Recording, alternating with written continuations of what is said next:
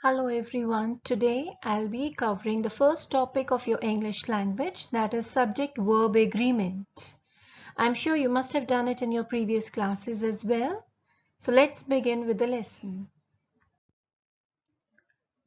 Now what is subject-verb agreement? As the topic itself says, there has to be an agreement between subject and the verb. That means if the subject is singular, then the verb has to be singular. But if the subject is plural, then the verb has to be plural. Let's go through the examples given here. The dog barks at every sound he hears. Now the dog is singular. Therefore, the verb is singular. In the second sentence, the dogs bark at every sound they hear. So here, the dogs is plural. Therefore, the verb is plural. Now let's look at these examples. See the first one, it says, the girl is reading.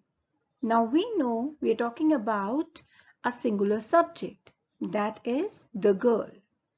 Therefore, the helping verb is, again, a singular. See the next one, the boy runs quickly. Now the boy is a singular subject, therefore runs is again in the singular form. See the next one. If the subject is plural, so is the verb.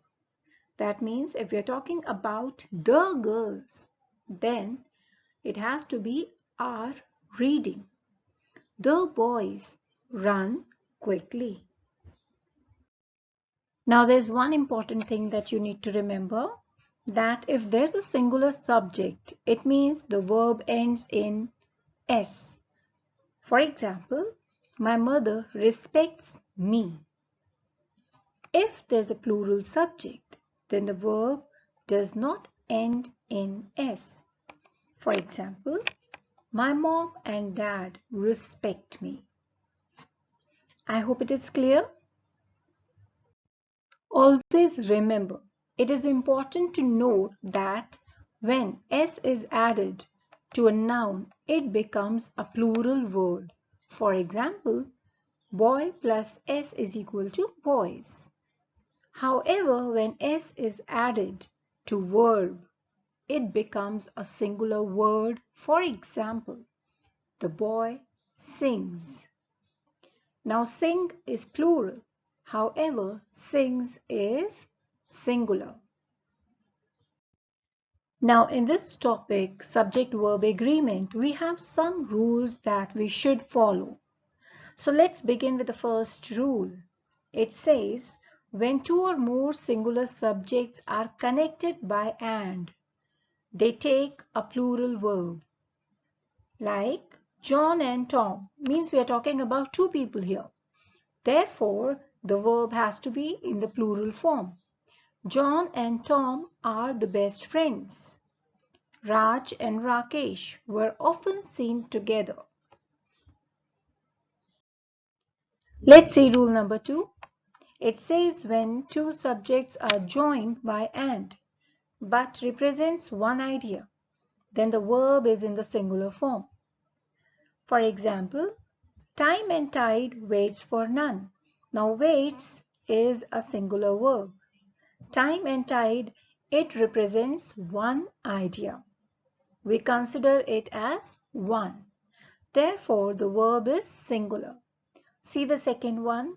Honor and glory is his ultimate reward.